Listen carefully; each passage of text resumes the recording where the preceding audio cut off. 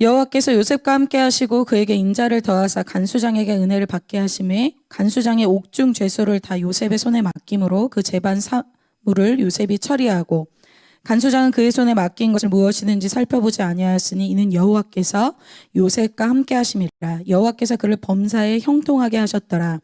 그 후에 애굽 왕의 술 맡은 자와 떡 굽는 자가 그들의 주인 애굽 왕에게 범죄한지라. 바로가 그 두 관원장 곧 술 맡은 관원장과 떡 굽는 관원장에게 노하여 같이 읽겠습니다. 그들을 춘위 대장의 집 안에 있는 옥에 가두니 곧 요셉이 갇힌 곳이라. 아멘. 오늘 같이 나눌 말씀의 제목은 형통한 인생의 비결입니다. 누구나 형통한 인생을 원합니다. 여러분 원하시죠? 저도 원합니다. 그래서 캠퍼스에 들어가서 캠퍼스 생활도 잘 적응하고 또 선배들하고 좋은 관계도 맺고 좋은 성적 받기 원하시죠? 네, 그런 것 같아요.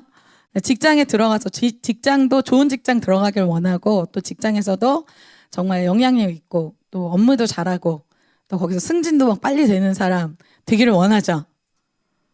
네, 정직한 사람 아멘 했어요. 우리 취준하고 있는 우리 또 4학년 다 아멘 했습니다. 네, 누구나 그런 형통함을 원합니다. 하나님도 우리의 형통함을 원하시는 분이세요. 여러분 이걸 믿으세요? 이걸 믿어야 돼요. 사단은 반대로 어때요? 하나님에 대해서 하나님이 우리가 그렇게 막 잘 되는 거를 기뻐하시지 않을 거야. 나의 것을 뺏어가고 뭐 포기하라 그러고 하나님의 말씀을 반대로 막 욕으로 듣게 해요. 그래서 오해하게 하는 거죠. 그것이 사단의 우리에게 주는 전략입니다. 그런데 하나님의 마음, 하나님의 우리를 향한 뜻, 어떤 계획들을 예레미야에서 이렇게 얘기하고 있어요. 예레미야 29장 11절에 이렇게 말씀하고 있습니다. 여호와의 말씀이니라 너희를 향한 나의 생각을 내가 안 하니 너네는 몰라. 너네는 몰라. 내가 알아. 근데 그게 무엇이냐? 평안이요 재앙이 아니니라. 너희에게 미래와 희망을 주는 것이니라. 이렇게 말씀하고 있어요. 하나님의 여러분을 향한 그 계획, 생각, 마음, 진심을 지금 얘기하고 있어요. 그것이 무엇이다? 미래에 소망을 주고 희망을 주는 것이다 라고 말씀하고 있어요. 하나님이 우리의 인생에서도 캠퍼스에서 여러분들이 승리하고 형통하고 또 여러분의 직장에서도 승리하고 형통하는 것을 진심으로 원하신다는 거예요. 그런데 그래서 요즘에 우리 대학부에 그런 간증이 많아요. 내가 하나님께 뭔가 드린다고 생각했는데 좀 고난이 있다고 생각했는데 알고 보니까 하나님이 나에게 이렇게 해주셨다. 나에게 이렇게 잘 되게 해주셨다. 이런 간증들이 지금 막 넘쳐나고 있어요. 여러분도 그 간증의 주인공이 될 줄 믿습니다.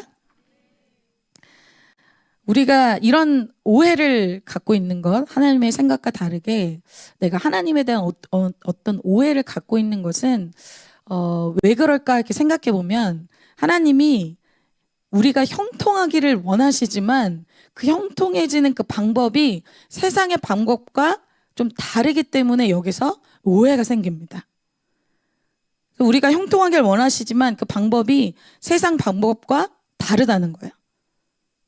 그래서 성경에서는 이런 하나님의 방법이 아닌 세상의 방법으로 형통하게 된 사람들이 많이 있어요. 그런데 성경에서는 하나님이 그런 악인의 형통을 어떻게 하지 말라? 부러워하지 말라 그래요. 그리고 심지어 악인의 형통은 뭐라고 해요? 잠언에서는 죄라고 이야기해요. 왜? 우리가 예전에 제가 이 캠퍼스에서 훈련 받을 때 그런 사례가 진짜 있었어요. 열심히 공부했는데 컨닝한 친구가 이 꽈탑을 한 거예요. 그래서 장학금 탔어요. 형통해졌죠? 뭐 돈도 얻었죠? 꽈탑 했으니까 잘 됐죠? 근데 이제 같이 훈련 받았던 그 지체가 막 울면서 막 자기가 이제 꽈탑을 할 수 있었는데 그 컨닝한 친구의 컨닝 모습을 자기가 안 거예요. 그것 때문에 막 부러워하지 말라. 그것 때문에 막 열받아 하지 말라. 왜? 하나님이 알고 있는 거죠. 그래서 악인의 이런 형통함, 악인이 무슨 겉모술수를 해서 직장에서 뭐 빨리 진급을 된다든지 아니면 여러분 취업할 때도 마찬가지고 또 캠퍼스 생활도 그렇게 어떤 세상의 방법, 세상의 지혜 그것으로 빨리 되고 빨리 인정받고 뭔가 빨리 얻어낼 수는 있습니다. 그런데 하나님은 어떻다? 그런 악인의 형통은 부러워하지 말라. 열매는 사망이라는 거예요. 망하는 인생이 된다는 것입니다. 하나님은 하나님의 방법으로 우리가 형통해지기를 원하세요. 그래서 우리가 이렇게 말씀을 들을 때 하나님의 방법을 이해하기를 원하세요. 그래서 오늘 요셉 스토리 많이 알지? 요셉 스토리를 아는 게 중요한 게 아니에요. 하나님이 일하시는 방법을 이해해야 하는 거예요. 그래서 요셉의 인생을 통해서 우리에게 말씀하시는 건 뭐예요? 하나님이 하나님의 사람을 어떻게 형통하게 하시는가, 그 방법의 비밀을 주님이 알려주시는 것입니다. 그래서 나의 인생을 보는 눈, 세상을 보는 눈, 나에게 일어난 일들을 보는 눈, 그 눈이 뭐예요? 가치관이죠. 세계관이죠. 패러다임 시프트라고 얘기해요. 내가 갖고 있는 가치관이 바뀌는 거, 이것이 말씀을 통해서 우리 가운데 하나님이 원하시는 거예요. 그러니까 말씀 후에 내 자신을 보는 눈이 바뀌고, 내 가족을 보는 눈이 바뀌고, 내 캠퍼스를 보는 눈이 바뀐다. 이렇게 될 때 엄청난 변화가 나의 인생에 급속도로 일어납니다. 자, 이스라엘 1세대 중에 가나안을 하나님의 눈으로 보는 사람 딱 두 사람밖에 없었어요. 여호수아, 갈렙. 그 두 사람은 다음 단계 놀라운 인생으로 넘어가죠. 그러나 두 사람 외에는 1세대 중에 아무도 가나안을 들어가지 못했어요. 왜 그랬을까요? 능력면이 아니에요. 실력면이 아니에요. 가치관의 문제예요. 패러다임의 문제예요. 그래서 여러분들이 같은 사건, 같은 사람, 같은 환경 속에서 여러분들이 그걸 어떻게 해석하고 어떻게 반응하고 어떻게 그것을 보느냐, 그것이 여러분의 인생을 좌우합니다. 그래서 어떤 사람, 여러분 그런 사례 좋아하잖아요. 뭐 유튜브에서 보면 와, 정말 저 사람이 일어날 수 없을 것 같은데 이 사람이 대반전으로 막 역전을 이룬 스토리, 여러분 그런 거 너무 좋아하죠. 왜냐하면 나 같았으면 저 상황에서 저렇게 못했을 텐데, 와, 어떻게 저런 일들을 어떻게 저렇게 반응했지? 그 사람의 어떤 모습에 대해서 놀라잖아요. 그런 것처럼 하나님이 똑같은 상황 속에서도 나의 반응에 대해서, 나의 삶의 가치관에 대해서 그것이 바뀔 때 하나님이 나를 마음껏 축복하는 축복의 통로가 열리는 것입니다. 그래서 제가 바라건대 여러분들이 이번 여러분들이 2023년에 어떤 여러분의 이 캠퍼스 생활, 또 여러분들의 믿음 생활, 또 직장 생활이 정말 하나님의 방법으로 놀랍게 간증하는 역사가 일어나길 정말 축복합니다. 저도 저의 인생에 대해서 그렇게 기대하고 있어요. 요즘에 하나님이 저에게 개인적으로 주시는 마음이 이거예요. 하나님이 알아주시면 하나님이 나의 인생을 형통하게 하신다. 이런 믿음으로 하나님 저를 바꿔주고 계십니다. 오늘 말씀을 통해서 여러분의 가치관이 애굽, 이 세상 가치관에서 하나님 중심적인 킹덤의 가치관으로 변화되시기를 축복합니다. 지난번 이야기 여러분 기억하시나요? 2주 전이어서 기억 못할 수도 있어요. 요셉이 보디발의 처해 모함으로 어떻게 돼요? 감옥에 들어가게 되죠. 그리고 보디발의 처는 죄가 다 없는 사람처럼 일상으로 돌아갔어요. 요셉은 망하는 인생이 된 것 같고, 보디발의 처는 오히려 징계를 받고 심판을 받아야 되는데 오히려 아무렇지도 않은 인생을 살아가게 되죠. 먼저 보디발의 처의 삶에 대해서 보고 지나가고자 합니다. 보디발의 처는 누구예요? 애굽 사람이죠. 애굽 사람의 삶. 애굽 사람은 세상 사람들의 삶입니다. 하나님을 믿는 사람들이 아니죠. 하나님을 믿지 않는 사람들, 하나님을 상대로 살지 않는 사람들은 결국 누구 앞에서 살아갈까요? 사람 앞에서 살아갑니다. 창세기 39장 19절 20절을 한번 그 전 스토리를 한번 보고 지나가야 될 것 같아요. 그의 주인이 자기 아내가 자기에게 이르기를 당신의 종이 내게 이같이 행하였다 하는 말을 듣고 심히 노한지라. 이에 요셉의 주인이 그를 옥에 잡아 가두니 그 옥은 왕의 죄수를 가두는 곳이었더라. 요셉이 옥에 갇혔으나. 여러분 이 스토리 따라오고 계세요? 그의 주인이 보디발이 그를 잡아서 요셉을 잡아서 옥에 가뒀어요. 그 옥은 왕의 죄수를 가두는 곳이었어요. 요셉은 옥에 갇혔죠. 보디발의 처는 전혀 그 음란의 죄, 또 거짓의 죄, 모함의 죄, 이 모든 것이 밝혀지지 않았어요. 어때요? 보디발의 처? 잘 된 것 같아요? 결과적으로 위너 같잖아요. 자기 연약함도 드러나지 않았어. 자기 죄도 드러나지 않았어. 자기의 어떤 수치들이 다 드러나지 않았죠. 내 안에 수치들이 다 감춰졌고 진짜 내가 어떤 사람인지 아무도 모르는 거예요. 세상에서는 이런 사람의 인생이 복되다고 생각해요. 와, 내 진짜 모습 아무도 몰라. 그래서 어때요? 자기 원래 모습은 숨기고 챙기고 자존심 상하지 않고 그냥 자기가 원하는 대로 포장된 모습으로 사는 거예요. 그런데 그들의 삶이 어때요? 술 먹고 쾌락적이고 자기가 원하는 거 다 하면서 사는데 마음이 공고하죠. 집에 들어가서는 슬프죠. 외롭죠. 자기가 원하는 대로 자기 모습을 포장하고 아무도 자기에게 비난하지 않는데 자기 마음이 어때요? 우울한 거예요. 자기 원하는 대로 사는데 기쁘지 않은 거예요. 그래서 이런 사람들의 삶의 또 목표가 뭐예요? 하나님 앞에 살지 않으니까 다른 사람보다 조금 좋은 학점, 조금 좋은 학교, 조금 좋은 취업, 조금 좋은 차, 나중에 조금 좋은 집. 이게 다른 사람과 좀 비교해서 조금 나은 삶이 그 사람들의 인생의 그냥 목표인 거예요. 여러분 당장은 이 보디발의 처가 잘 되는 것 같잖아요. 영적으로 볼 때는 내 안에 음란과 거짓과 모함과 이 모든 죄악들이 해결되지 않았어요. 세상 사람들은 당연히 그렇지만 교회에서도 애굽 사람처럼 사는 사람이 많이 있습니다.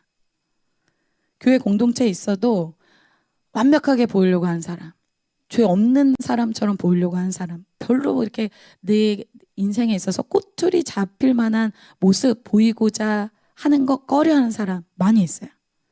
그런데 이 사람 진짜 영적으로 밝혀내면 무슨 모습이에요? 영적으로 완전 마이너스예요. 신앙을 거꾸로 하고 있는 거예요. 성경에서는 복 있는 인생을 뭐라고 하냐? 시편 32편 1절, 2절, 5절을 이렇게 얘기하고 있어요. 어떤 사람의 복이 있다.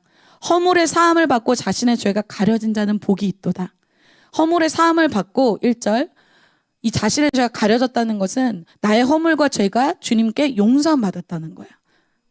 이것을 막 감추고 아무도 모르게 한 사람이 복이 있는 것이 아니라 나의 허물, 나의 죄 없는 사람이 아니라 허물도 많고 죄도 많아요. 그런데 예수님께 그것을 가려진 자, 그것이 용서함 받은 자, 그 사람이 복이 있다. 2절, 마음에 간사함이 없고 여호와께 정죄를 당하지 아니하는 자는, 정죄받을 게 너무 많았는데 이미 용서함 받아서 정죄받을 게 없어요. 그 사람이 복이 있다. 그래서 어떻게 해요? 5절에 내가 이르기를 내 허물을 여호와께 자복하리라 하고 주께 내 죄를 아뢰고 내 죄악을 숨기지 아니하였더니 곧 주께서 내 죄악을 사하셨나이다. 그래서 공동체에서 나는 죄가 없어. 나는 그렇게 음란하지 않아. 나는 그렇게 뭐 거짓되지 않아. 나는 그렇게 뭐 모함하지 않지. 아주 포장하고 진짜 모습 숨기고 그렇게 있는 사람보다 내가 허물이 있습니다. 제가 죄가 있습니다. 제가 중독이 있습니다. 제가 해결되지 않는 상처가 있습니다. 사실 숨기고 있는 게 아주 많이 있습니다. 이것을 자복할 때 주께서 내 죄를 아뢰고 내 죄악을 숨기지 아니한 사람이 어떻게 된다? 내 죄악을 용서함 받게 됩니다. 여러분 이런 영적인 복을 받으시기를 축복합니다. 이걸 주님이 약속해 주고 있는 거예요. 그래서 세상 사람들과 다르게 하나님을 믿는 사람의 축복이 있어요. 자신의 힘으로 절대 이것은 해결될 수 없다고 하는 죄의 문제, 중독의 문제, 상처의 문제가 주님 안에서 완전하게 해결될 수 있습니다. 세상 사람들이 이걸 꿈꿀 수가 없어요. 그래서 제가 교회 안에서 받았던 축복이 이거예요. 저는 모태신앙입니다. 제가 22살까지 이런 죄사함의 경험이 한 번도 없었어요. 그래서 이런 모임, 이런 예배, 이런 시간이 너무 지루하고 너무 힘들었어요. 뭐 그 설교가 그 설교 같고 뭐 별로 이렇게 막 감흥도 없고 뭐 막 그 찬양에는 조금 울었어요. 찬양은 그렇게 눈물이 조금 나더라고요. 근데 설교만 시작하면 그게 그렇게 재미가 없어요. 그래서 저는 주보에 이렇게 낙서만 하다가 나왔었어요. 근데 제가 23살 때 인생의 어려움을 겪고 엄청 두들겨 맞고 주님께 다시 돌아왔어요. 그때는 예배 시간에 제가 정말 솔직해졌어요. 주님, 제가 정말 제 인생이 달라지고 싶어요. 좀 모태신앙 치고 굉장히 진지한 시간이었어요. 그 시간에 주님이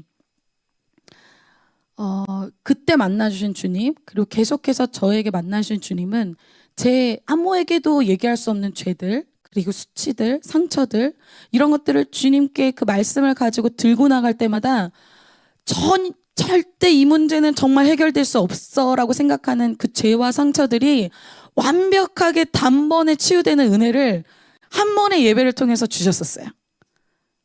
안 믿는 분이 그래? 정말 그랬어요.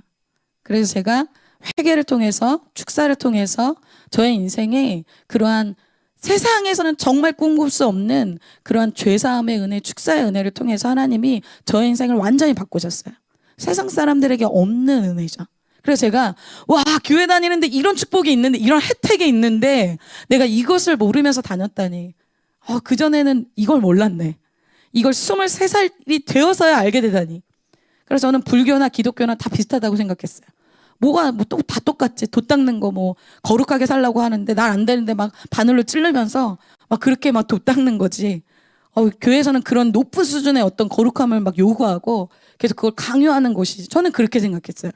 그런데 한 번의 예배를 통해서 누구에게도 얘기할 수 없는 나의 죄들을 막 오픈하고 나의 상처를 막 오픈하고 주님 앞에서 막 울고 불고 막 얘기할 때, 그것은 나에게는 부끄러운 것이었지만 주님 앞에서는 정말 해결하기를 원하셨던 그러한 감동적인 시간이었죠. 여러분들에게 그러한 교회 공동체, 예수 그리스도를 머리로 하는 그 공동체의 혜택, 최고의 은혜, 죄사함이 여러분에게 있으시길 축복합니다. 그게 살아있는 교회의 특징이에요. 인생이 180도로 바뀌어요. 성경 공부 많이 하는 이단들 그런 거에 없어요. 그런 죄사함 없어요. 공부만 많이 해요. 사람의 인생이 그렇게 지식으로 바뀌지 않아요.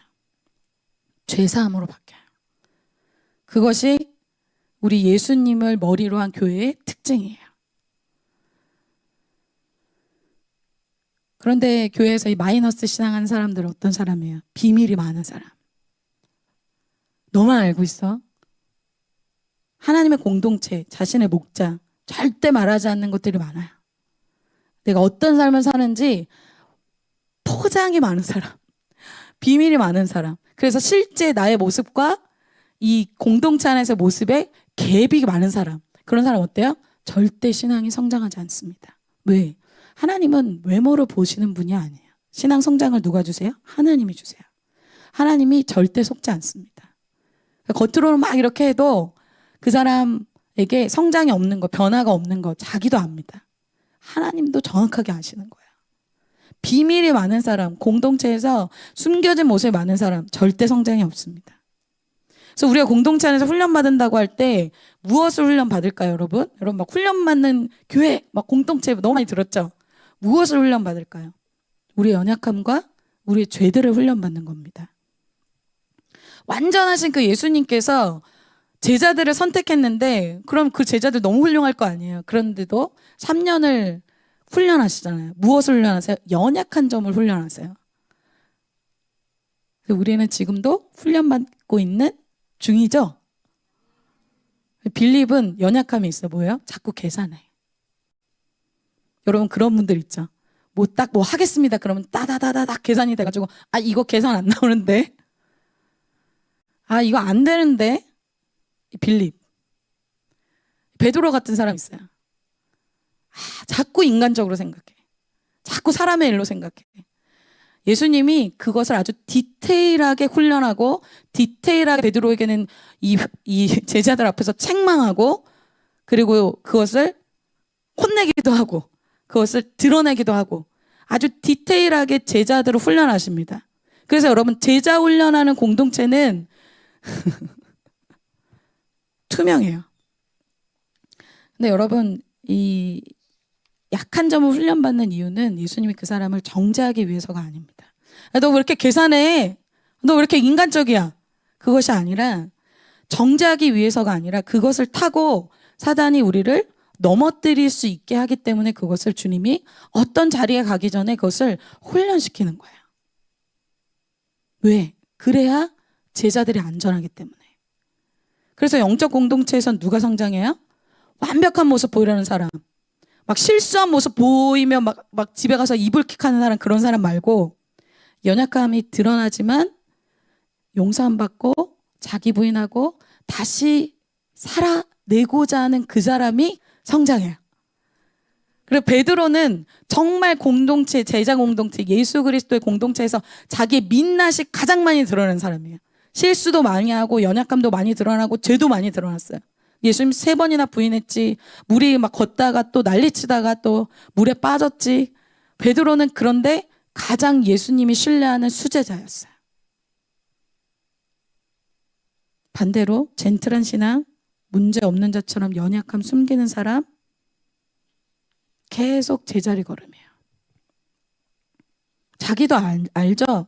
하나님과 공동체의 관계가 더 깊어지지 않는다는 것을 자기도 알아요. 남이 자기를 볼 때도 저 사람은 어떤 사람이지? 잘 모르겠고, 나도 남을 볼 때도 별로 저 사람이 어떤 사람인지 서로 몰라요. 왜 깊은 관계가 되어지지 않을까요? 그 사람에게 어떤 것이 기쁨이고 에너지일까요? 그 사람에게는 어떤 일을 완벽하게 하고 어떤 일을 많이 해서 사람들의 인정을 받는 것만이 신앙 안에서의 에너지예요. 내가 오늘 기도했는데 정말 잘했어. 내가 그렇게 많은 일 정말 많이 해결했지. 그 사람의 에너지는 그것뿐이지, 나의 연약함이 죄사함을 받아서 용서 안 받고 나의 연약함과 상처들이 있지만 주님의 말씀을 해결 안 받고 이런 건 없어요. 그냥 나의 잘하는 거, 내가 완벽한 거, 내가 다른 사람보다 시간 관리 좀 더 잘하는 거, 이런 것으로만 인정받으려고 그래요.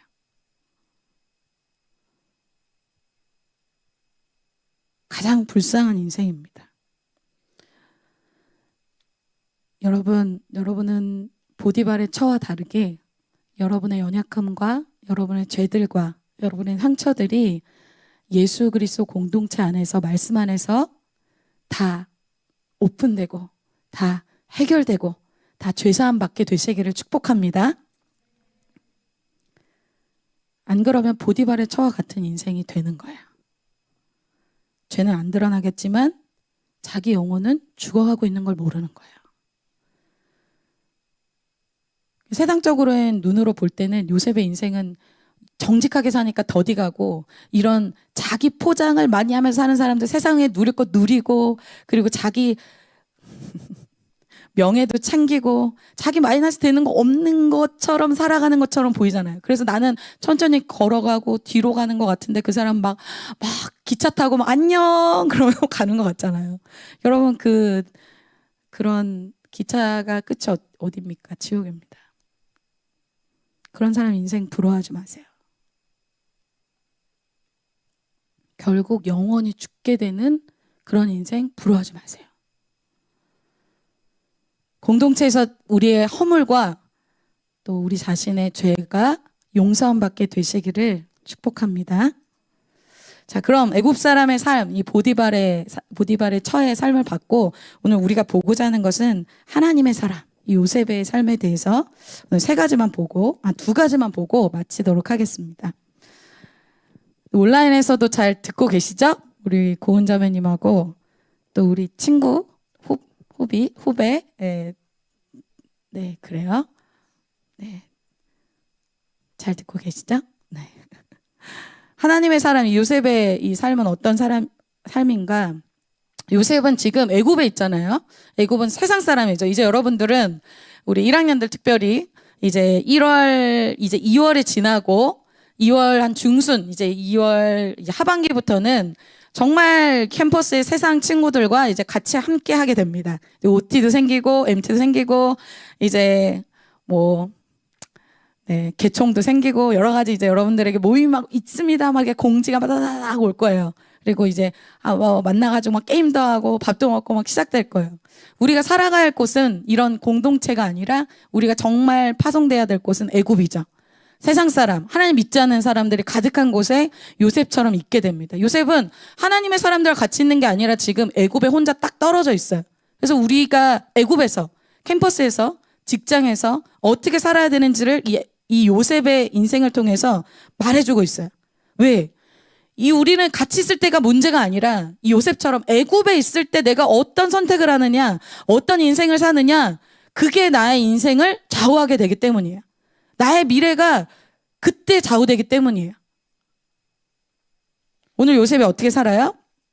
너무 2주를 뻥 이렇게 하고 점프했더니 여러분들이 기억이 안 날 수가 있어요. 지금 요셉 엄청 억울한 시즌이에요.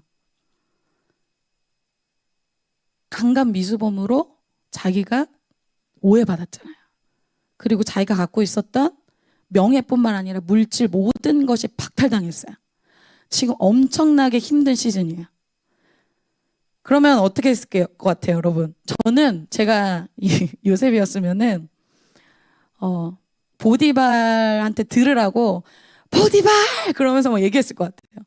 나는 무죄예요, 막 이렇게 얘기했을 것 같아요. 왜냐면 저는 되게 옳고 그름이 강한 사람이에요. 그래서 저는 이거 밝혀내고야 말겠다, 막 이런 뭐 대자보를 붙이던지 아무튼 내가 잡혀가기 전에 내가 이것을 다 밝혀내겠다 해서 잡혀갈 때도 이제 모든 사람이 듣도록 보디발 말고 다른 사람들도 다 자기가 강간 미수범이라고 알고 있잖아요. 다 얘기했을 것 같아요. 저는 진짜 아니에요. 저는 오해받은 거예요. 막 얘기할 것 같은데 요셉이 그런 모습이 하나도 없어요. 저는 이게 너무 신기해요. 왜? 요셉이 하나님을 믿는 믿음으로 살았기 때문이에요. 넘어갔어요. 요셉은 죄도 없어요. 강간하려고 한 적도 없어요. 요셉이라고 해서 뭐 성경 인물 여러분 남 얘기니까 그렇게 쉽지. 요셉이 뭐 감정도 없고 억울한 것도 없고 옳고 그름도 모르고 바보예요? 아니에요. AI 아니에요. 요셉이란 AI 만들어서 패스 요번 다음 단계 패스 음란 눈도 안 보고 쳐다도 안 보고 패스 기계가 아니에요. 요셉은. 요셉 우리랑 똑같은 사람이에요. 여러분 다 이 상황이 되면 힘들죠. 그런데 어떻게 그럼 요셉이 우리와 똑같은 사람으로서 이 상황을 통과할 수 있는가? 하나님이 나의 지금 일어나는 모든 사건을 알고 계신다는 그 믿음 때문에 통과할 수 있는 거예요. 여러분, 하나님이 나에게 일어나는 모든 상황을 모른다고 하면 너무 힘든 일이잖아요. 지금 분위기는 약간 하나님이 나에게 일어나는 모든 상황을 알고 계시면 큰일 나는데 이런 분위기인데. 그러니까 여러분 고난이 있어야 돼. 주님을 위한. 제가 청년부에서 말씀 전했는데 엄청 울어요. 고난이 많으니까. 여러분 이게 왜 피부로 안 느껴져요? 내 삶에 고난이 없어. 눈물이 안 나. 뭐 억울한 것도 없는데 내가 남을 억울하게 하는 건 있어도 내가 억울한 게 없잖아요. 그러면 이 말씀이 안 와닿아요. 하나님을 위해서 내가 억울함도 안 당하고 고난도 안 당하는데 말씀 와닿는 게 없죠. 요셉은 지금 비전 때문에 하나님 때문에 고난 당하는 거예요. 여러분 이제 캠퍼스 가면 그런 일이 있어요. 내가 주님을 선택했는데 오히려 마이너스 되고 사람들에게 이상한 사람 취급되고 직장에서 내가 주님 선택했는데 오히려 사람들에게 비난받고 그런 일들이 진짜 여러분들이 애굽 사람들과 함께 있을 때 여러분들이 이제 캠퍼스 들어갔을 때 이 말씀이 생각났으면 좋겠어요. 아 요셉이 진짜 그랬구나. 이론으로 할 때 몰랐는데 내가 진짜 그 상황 되니까 억울하네. 요셉이 이 억울하게 감옥에 가서 모습이 어땠는지를 21절 23절에 이렇게 얘기하고 있어요. 여호와께서 요셉과 함께 하시고 그에게 인자를 더하사 간수장에게 은혜를 받게 하시매 간수장은 그의 손에 맡긴 것은 무엇이든지 살펴보지 아니하였으니 이는 여호와께서 요셉과 함께 하심이라 여호와께서 그를 범사에 형통하게 하셨더라. 성경 어느 곳에도 요셉이 억울해서 열받아서 정말 모함받은 것 때문에 힘들어서 단식을 선포하고 울면서 밤에 잠도 안 자고 그러지 않았어요. 그냥 자기의 일상을 살았어요. 여러분 놀랍죠? 남 얘기라고 놀랍지 않네. 23절의 모든 일들 이후에 자 23절을 볼까요? 이 사건 이후에 간수장이 그의 손에 맡긴 것은 무엇이든지 살펴보지 않았대요. 자, 요셉이 만약에 간수장이 나중에 하나님의 축복으로 간수장이 하던 일을 모두 요셉에게 맡겼어요. 근데 여러분, 요셉이 진짜로 그 상황에서 자기 상황이 너무 힘들고 어렵고 무기력하고 밥도 안 먹고 우울했으면 간수장에게 아무리 하나님이 주시는 큰 페이버가 있어서 그 사람을 맡기려고 하는데 그 사람 딱 보니까 저 구석에서 계속 머리 박고 있고 울면서 흐느끼면서 아무것도 하고 있지 않아요. 무기력하게. 그 사람에게 그 일을 맡길 수 있겠어요? 맡길 수 없겠죠. 요셉이 그러지 않았다는 거예요. 요셉의 상황이 돈도 없고 명예도 없고 가족도 없고 친구도 없어요. 완전히 아무것도 없는 상태가 요셉의 상태예요. 세상 기준으로 생각하면 어때요? 망하는 인생이에요. 그런데 어떻게 이럴 수 있어요? 하나님이 나의 인생에 갚아주신다는 믿음 때문이죠. 그래서 하나님을 믿는 믿음이 있는 사람은 어떨 수 있다? 요셉을 통해서 알 수 있죠. 하나님이 나에게 허락하신 곳에서 충성할 수 있는 겁니다. 왜? 그 곳에 있는 그 사람이 나를 축복해 주는 게 아니라 그 사람을 상대로 하면은 지금 이런 거 하고 싶지 않죠. 다 때려치고 난 억울함 호소하고 매일 그 창살 붙잡고 보디발 이렇게 얘기해야겠죠. 그렇지 않다는 거예요. 지금 요셉이 하나님이 나의 상황을 잘 아시기 때문에 노예로 있든지 감옥에 있든지 그곳에서 충성할 수 있는 거예요. 사람 앞에 살지 않는 거예요. 사람 앞에 사는 사람, 셀에서도 힘들고 공동체에서도 힘들고 캠퍼스에서도 힘들고 다 힘들어요. 왜? 사람 앞에 살기 때문에. 하나님 앞에 살면 어떤 셀이든 어떤 캠퍼스든 어떤 곳이든 그것이 문제가 되지 않습니다. 그럼 반대로 이 요셉이 하나님 앞에 사는 믿음을 갖고 있었잖아요. 사람을 믿는 사람은 어때요? 사람에게 잘 보려고 하죠. 캠퍼스에서 교수님 말이면 네! 당장 달려가겠습니다. 이제 선배님들 말이면 네! 당장 가겠습니다. 친구들 많이 오케이 바로 가는데 어때요? 모임을 권면하고 공동체 예배를 권면하고 그러면 바로 거절하죠. 사람을 따라서 사람 때문에 끌려다니는 인생이에요. 이런 캠퍼스에서 그런 사람 많습니다. 왜? 사람이 나를 잘되게 할 거라는 믿음이 있기 때문이죠. 그 사람도 믿음이 있는 거예요. 그 교수님이 나를 잘되게 할 거야. 그 친구가 나를 잘되게 할 거야. 그 믿음이 있는 겁니다. 그래서 이 사람한테 하나님을 우선시하라고 하면 난리 나죠. 왜? 자기가 사람을 믿고 있는, 세상을 믿고 있는데 그걸 포기하라고 하니까 난리 나는 거예요. 이것은 다른 문제가 아니라 믿음의 문제예요. 내가 무엇을 믿느냐. 그래서 여러분 캠퍼스에 가서 여러분들의 믿음이 아주 리얼하게 드러날 겁니다. 내가 사람을 믿느냐 아니면 내가 정말 하나님을 믿느냐, 내가 선배를 믿느냐, 교수님을 믿느냐, 내가 직장 상사를 믿느냐, 여러 가지 다 드러납니다. 그럼 돈 믿는 사람, 돈 없으면 막 불안하고 슬프죠. 통장에 잔고 떨어지면 슬퍼요. 혹시나 신앙 때문에 알바 좀 내려놓으세요. 포기하세요. 그럼 난리 나죠. 왜? 내가 진짜 믿는 것은 내 수중에 돈이 있어야만 된다는 돈에 대한 믿음 때문에 사는 거지 하나님이 그것을 갚아준다는 믿음이 전혀 없어요. 그러니까 여러분 신앙생활이라는 것은 이런 예배를 드리고 프로그램을 하는 게 신앙이 아니야. 신앙은 실제 내 삶이에요. 신앙의 실제 내 삶 속에서 선택이 그것이 바로 믿음의 선택이에요. 그래서 지금 여러분 아브라함 때부터 아브라함, 이삭, 야곱, 요셉 하나님을 믿는 믿음의 계보를 보여주죠. 이 사람들이 어떻게 믿음으로 사는지를 보여주고 있어요. 이 요셉도 어떻게 믿음으로 사는지를 보여주고 있죠. 아브라함 때부터 하나님이 계속 믿음의 사람들을 통해서 우리에게 말씀하시는 것이 뭔가, 그리고 여러분들을 통해서 여러분들의 옆에 지체들의 간증을 통해서 하나님이 계속해서 말씀하시는 게 뭐예요? 믿음으로 사는 삶에 하나님이 갚아주신다는 메시지를 계속 주고 있으세요. 아브라함이 하나님을 믿는 믿음을 훈련받았어요. 99세까지 아들 안 줘요. 하나님이 줄 수 있는데 이삭 안 주는 거예요. 왜? 아브라함이 믿음이 자라날 때까지 안 줘요. 요셉 바로 총리되게 하실 수 있어요. 요셉에게 왜 안 줘요? 바로 왜 안 줄까요? 하나님을 향한 믿음이 자라날 때까지 기다리는 거예요. 믿음을 훈련받는 거예요. 그래서 여러분들이 이렇게 들은 말씀을 가지고 여러분은 실제 삶에서 선택할 때, 그것을 선택할 때, 믿음을 선택할 때 그때 돼서야 믿음이 자라난다고 얘기하는 거예요. 여러분들이 수많은 말씀을 듣는데 나의 선택은 항상 똑같아. 나의 선택은 항상 친구야. 나의 선택은 항상 교수님이야.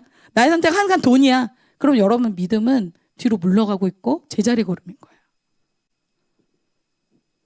여러분 지금 요셉은 자기를 도와줄 어떤 사람도 없어요. 여러분 캠퍼스 가면 여러분 하나님이 여러분 그렇게 두실 수도 있어요. 사람, 환경, 재정 완전히 0%가 지금 요셉의 삶이에요. 그런데 요셉에게 뭐가 있어요? 하나님이 있어요.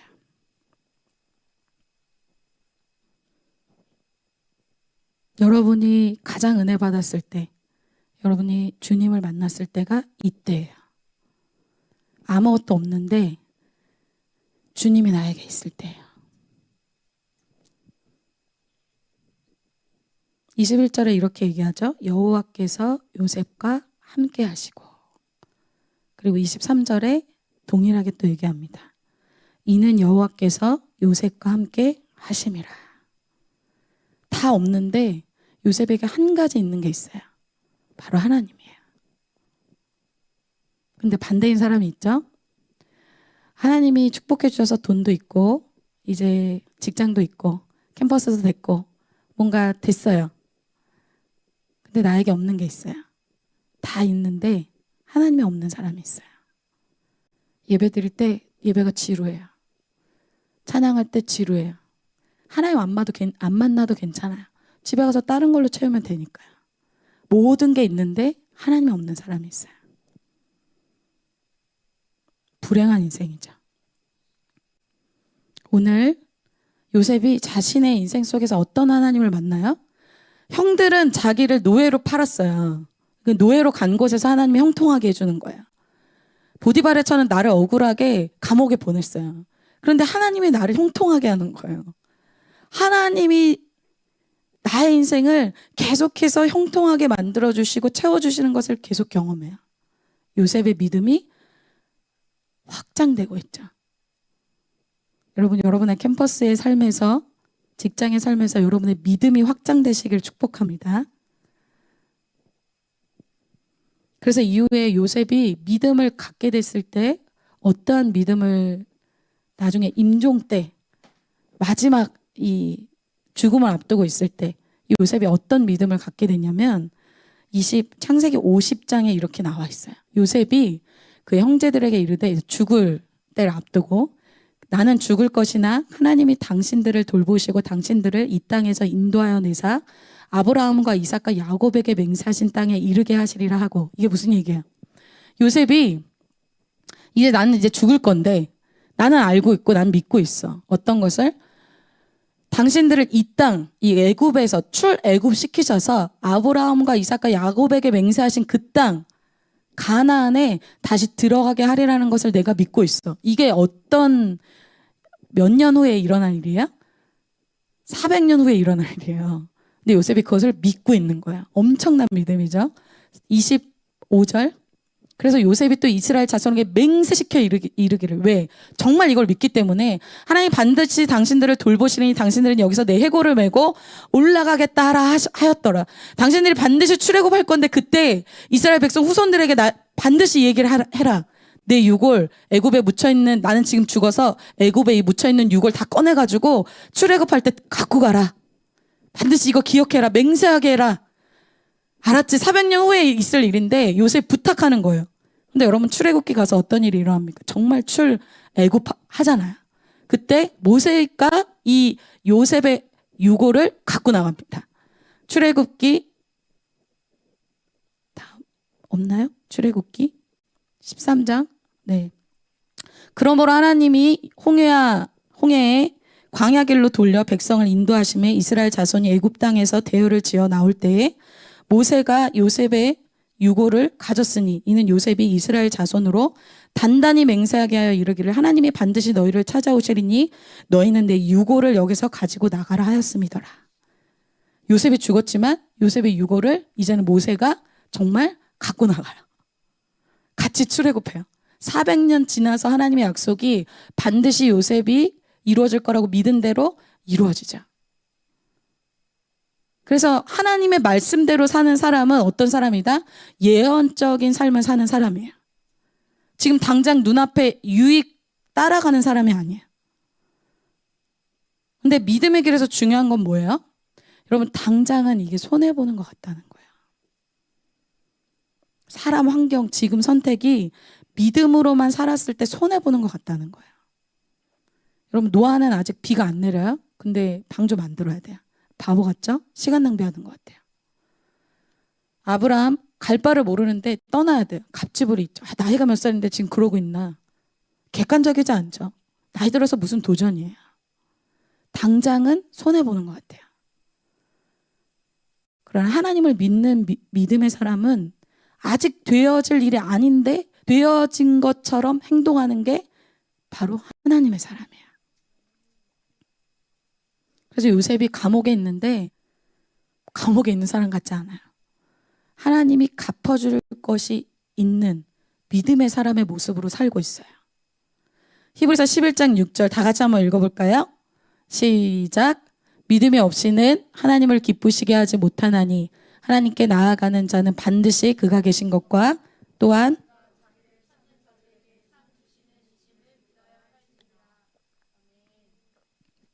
요새는 믿음이 있어요.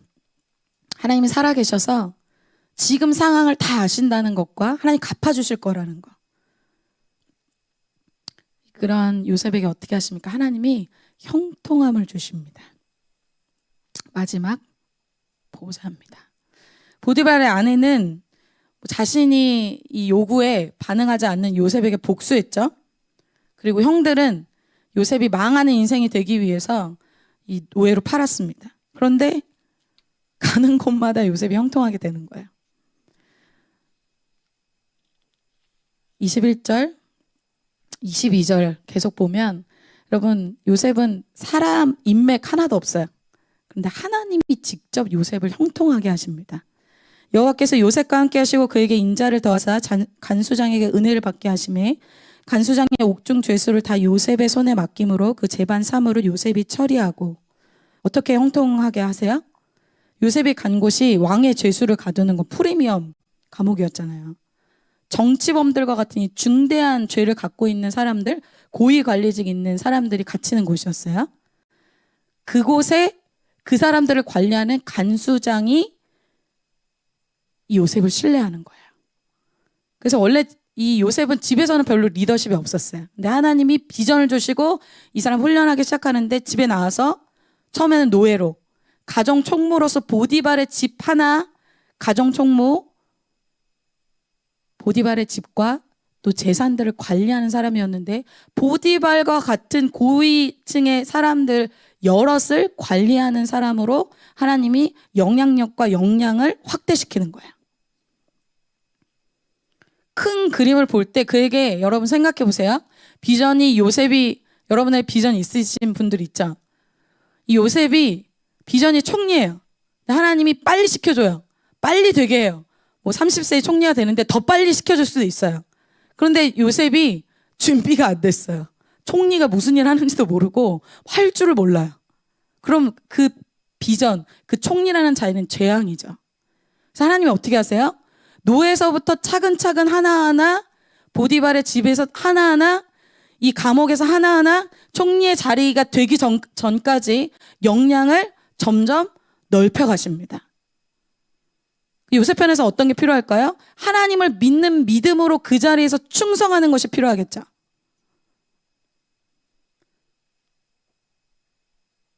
그리고 요셉은 여러분의 언어로 동역자의 시간을 오래 보낸 사람이야.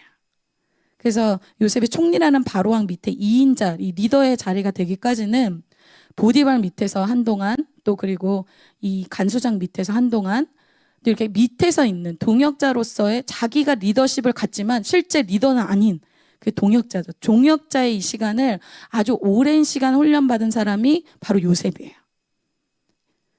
이것은 하나님이 하시는 원리예요. 어떤 원리? 하나님이 어떤 사람을 정말 최고 리더가 되기까지 어떤 영역에 보내시기 전에 어떤 일을 하시는가? 동역자로서의 시간을 반드시 보내게 하십니다.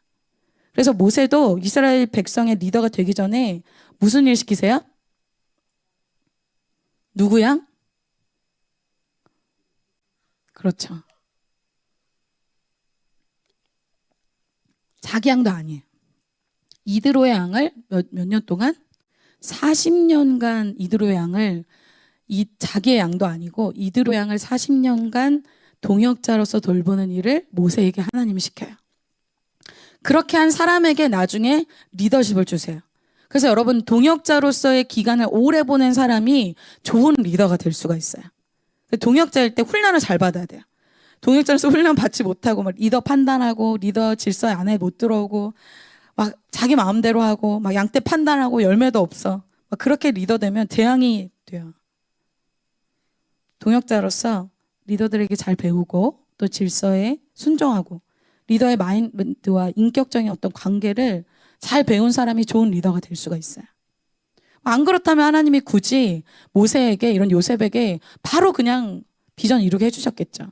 근데 사람이 그렇지 않습니다. 즉 요셉은 밑에서부터, 노예서부터 차근차근 동역자일 때부터 배우는 리더십이었다는 거예요.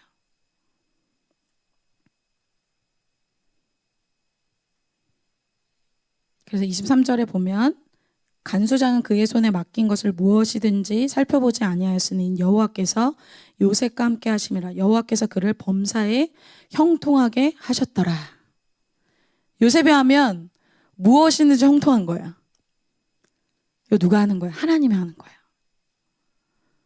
요셉이 들어와도 복을 받고 나가도 복을 받는 그런 신명기 28장의 복이 이 요셉에게 임한 거야.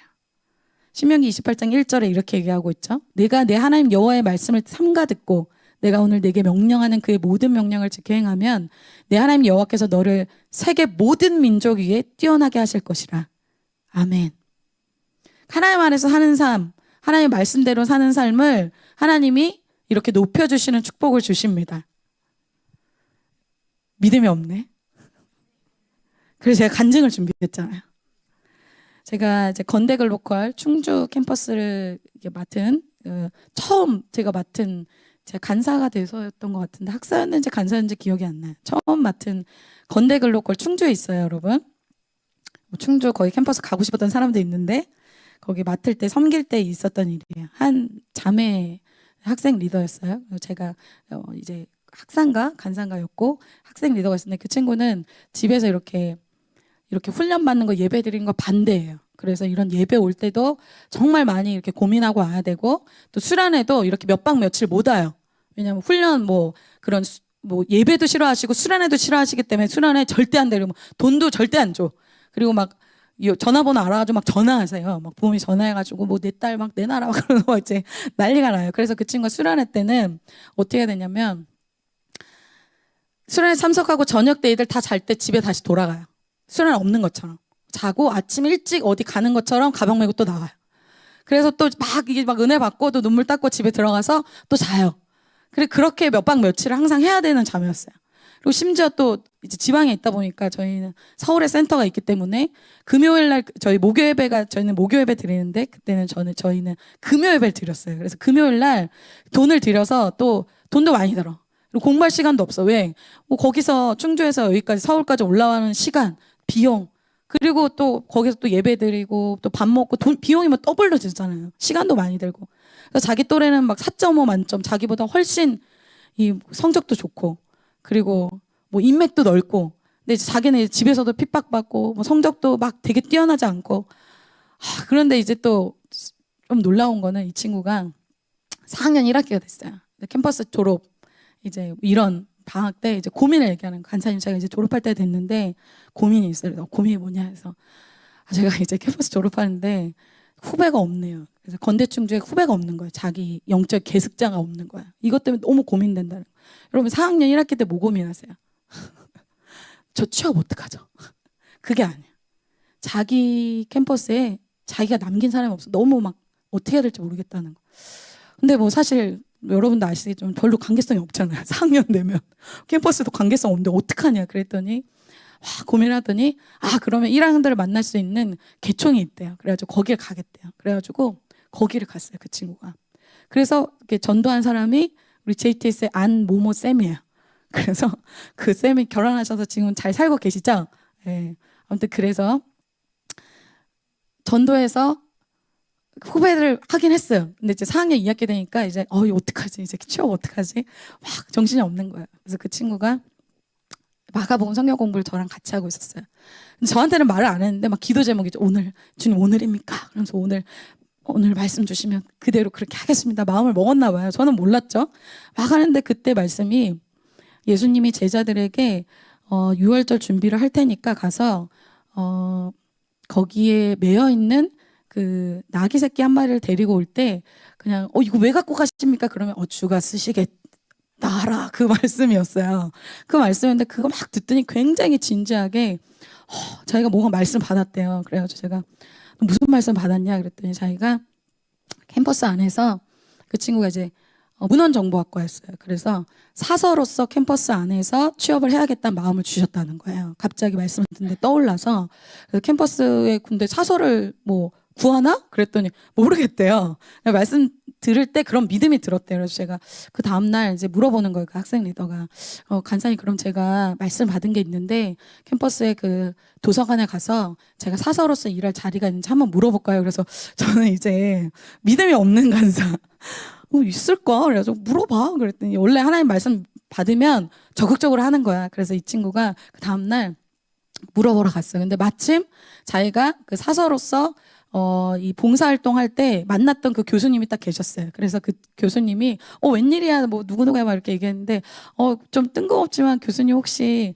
저기 자리가 있을까요? 그래서 그 친구가 물어봤어요. 그러니까 자리가 있다는 거예요. 그래서 바로 거기서 이제 취업 얘기가 되고 이 친구가 캠퍼스에 남으면서 거기서 이제 학사로서 섬기게 됐어요. 그런데 이제 제가 말하는 건 이 사람의 선택이 저희 쪽에서는 굉장히 멋있죠. 그러나 이 친구의 선택은 그렇게 좋은 길은 아니었어요. 자기 친구들은 이제 서울에도 취업하고 이제 뭐 많은 곳으로 갔는데 자기는 캠퍼스 안에 있잖아요. 그러니까 제가 제 마음엔 너무 기쁘기도 하지만 인간적으로는 사실 좀 그런 거예요. 근데 또 이 친구가 서울캠 이제 건대 이 글로컬 말고 서울캠에 올라올 수 있는 그런 서울캠 안에 그 도서관에 자리가 생긴 거예요. 그래서 이제 너 가라 막 주위에서 막 얘기를 한 거예요. 근데 이 친구가 저한테 상의도 안 하고 간사님 저는 안 가기로 했어요. 그래서 왜 안 가? 제가 이제 진심이 이제 올라온 거예요. 왜 안 가? 가! 그랬더니 안 돼요. 저 캠퍼스에서 제가 제 비전이 있잖아요, 간사님. 그래서 제가 너무 속상한 거예요. 한편으로는 하나님 정말 그게 맞습니까? 제가 인간적이니까 제 인간적인 걸 많이 훈련받고 있는데 맞습니까? 근데 여러분 제가 하나님이 형통하게 하는 인생에 대해서 지금 얘기하고 있어요. 이 친구를 이후에 축복하시는데 제가 너무 이 친구를 만날 때마다 지금도 1년에 한 번씩 꼭 만나요. 이 친구를 이제 해외에 있는데 가끔 이렇게 오는데 만나면 맨날 같이 울어요. 그때 얘기하면서 제가 이 친구의 삶을 하나님이 축복하기 시작하는데 이 친구는 취업할 때 이제 부모님이 니네 하나님 아버지가 돈 준다며 알아서 준비해 그러고 돈도 안 줘요. 그래서 해외 봉사 그거를 신청했는데 몸이 안 좋아가지고 이 친구가 갑상선 이거를 검사하는데 15만 원이 드는데 부모님이 딱 15만 원만 줬어요. 나머지는 안 줘요. 하나님 아버지가 너 믿는 하나님 아버지한테 달라 그래. 그리고 돈을 안 줘요. 훈련 받느라고 알바할 시간도 없어요. 그러니까 항상 도시락 싸갖고 다녔어요. 근데 누가 보면 불쌍하죠.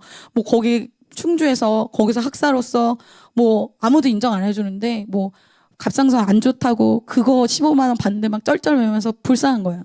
근데 하나님이 이 사람 인생을 막 축복하기 시작하는데 그래서 그 코이카 돼가지고 다른 나라에 가서 2년 동안 있고 갔다 와서 또 그걸 잘해서 잘 뽑혀서 또 석사까지 또 연대 들어가서 하고 연대에서 또 해외에 이제 브릿지가 된 것이 있어서 해외의 어떤 학위까지 나오는 그런 것이 또 발탁이 됐어요. 막 되어지게 하시는 거예요. 그래서 이 친구가 해외에 나갈 돈도 없는데 또 하나님이 코로나라는 걸 또 해서 한국에서 이 미국 모든 것을 할 수 있게끔 다 세팅이 된 거예요. 이 친구 학위가 다 됐어. 그리고 나중에 또 해외에 나가 있어요. 이 친구의 삶 막 연봉을 엄청나게 축복해 주는 거예요. 제가 한 달에 받는 연봉 듣고 깜짝 놀랐어요. 1년 연봉인데 너무 놀랐어요. 그래서 제가 무슨 얘기 하는 거야? 당시에는 어떻게 보여요? 손해보는 것처럼 보여요. 하나님 믿는 인생 이렇게 찌질하게 되는 것처럼 보여요. 근데 이 친구를 보면 제가 뭘 깨달았어요? 그때 그 친구하고 같이 4.5 만점 받으면서 막 떵떵거리던 친구는 뭐 미안하지만 좀 그렇게 되진 않았어요. 그런 사람은 어때요? 내 인생 내가 책임져야 되잖아. 두렵잖아. 사람의 종이 되죠. 교수님의 종이 되죠. 그거 조금 잘 받기 위해서. 그거 조금 눈앞에 잘 되기 위해서. 여러분 하나님은 아주 공평하십니다. 하나님 우리 인생에 절대 손해보게 하시는 분이 아니에요. 여러분 하나님 그렇게 작게 보지 마세요. 하나님 그렇게 눈앞에서 속이지 마세요. 하나님은 다 알고 있어요. 어떤 것? 하나님 위해서 내가 손해보는 거. 하나님 내가 선택하는 거. 하나님 위해서 내가 하나님의 일을 위해서 내가 하는 거 다 기억하는 거예요. 하나님 없는 것처럼 하나님이 안 보는 것처럼 하나님이 나의 인생에 아무 일도 안 하시는 것처럼 그렇게 믿는 사람 그 믿음대로 되는 거예요. 그러나 내가 하나님 믿고 하나님 나의 인생에 갚아줄 걸 믿고 그렇게 하나님 앞에 사는 사람 하나님이 책임져 주십니다. 여러분 오늘 말씀은 바로 그걸 여러분에게 얘기하고 있는 거예요. 그걸 약속해 주고 있는 거예요. 오늘 말씀이 하나님을 믿는 믿음으로 살 마음이 없는 사람에게는 이 말씀이 감흥이 없어요. 그러나 하나님 제가 눈앞에 있는 그 손에 이상한 말 듣더라도 내가 하나님 선택하겠습니다. 결단하는 사람에게는 이 말씀이 굉장히 하나님이 주신 약속으로 들리죠.